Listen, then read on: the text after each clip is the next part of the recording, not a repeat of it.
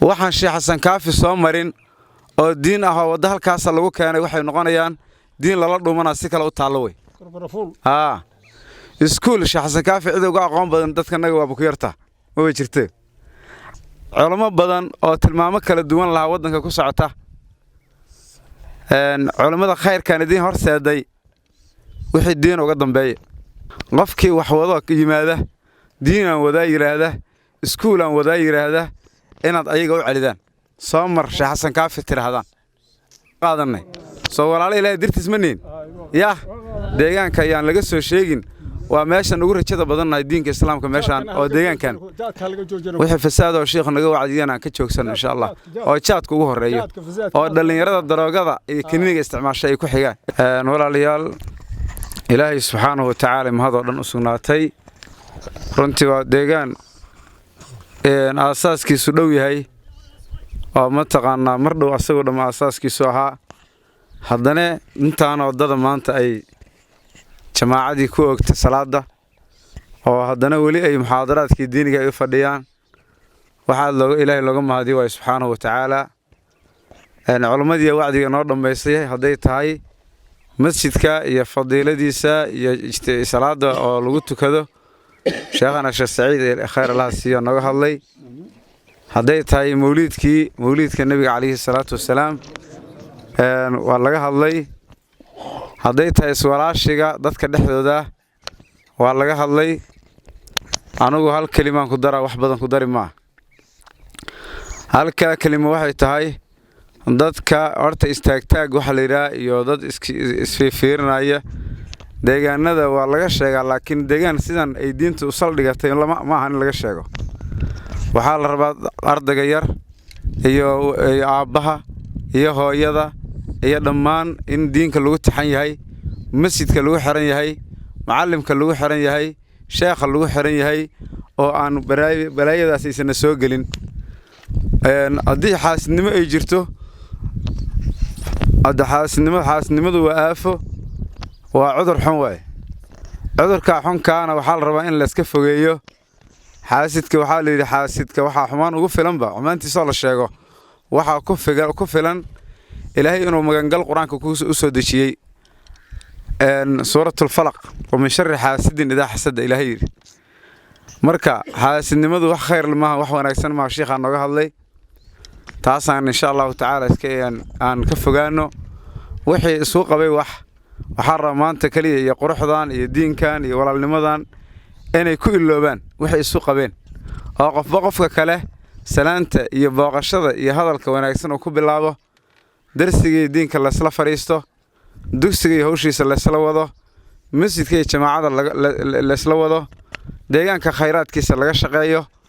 waxa weeyaan hadii qof walaalkiisa oo waxna oo ku taagan yahay asna khayr gaari maayo waligiis asna sidoo iska ahana culimada ka shaqeeyay hay sheekh hawshan oo markii hore ka shaqeysay ceel in meesha laga helo oo biyo laga keeno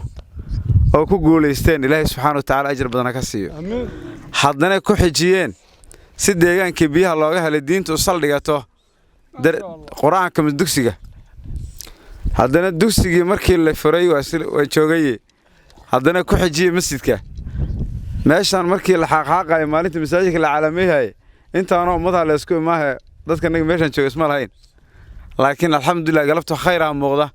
dadkii hawshan wadana in ilaahay dartiis ka ahaayana ka muuqata waxa la rabaa deegaanka culimo badan ku socota meeshaas rabaa inaan taabtaano kaliya culimo badan oo tilmaamo kala duwan laha wadanka ku socota culimada khayrkan diin horseeday wixii diin uga dambeeyo waa dad idin jecel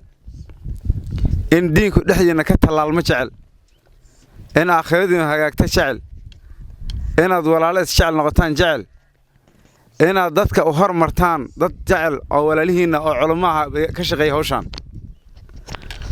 waxa weeye dadkaas wixii diinaha looga dambeeyo dadka yaacaya wadanka oo imaanaya hadda waxa weeyaan janta fagax wadanka waa la soo buuxiyay wax badan iska jira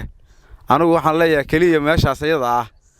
dadka culimada Sheekh Xasan Kaafi hormuudka u yahay iyo macallin nuur ay hormuudka u yihiin oo halkan hawshan ka haya inaad uga dambaydaan diinka qofkii wax wado yimaada diinaan wadaa yiraahda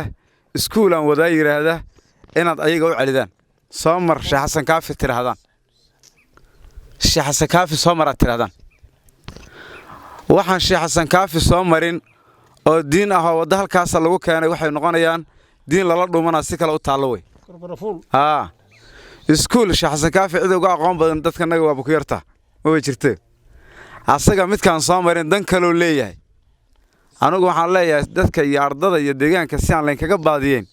dadka intaan ordaya oo culimadan isu keenay oo dan kale aan ka lahayn hadduu yahay wadaad asagu rabo inuu danka xariisto culimadii ma keeneen hadduu rabo wadaad asagu ma xariistay raba culimo kala duwanadii ma keeneen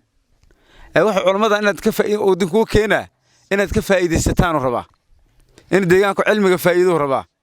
in deegaanka aakhiradiisa iyo adduunyadiisa hagaagto dadku raba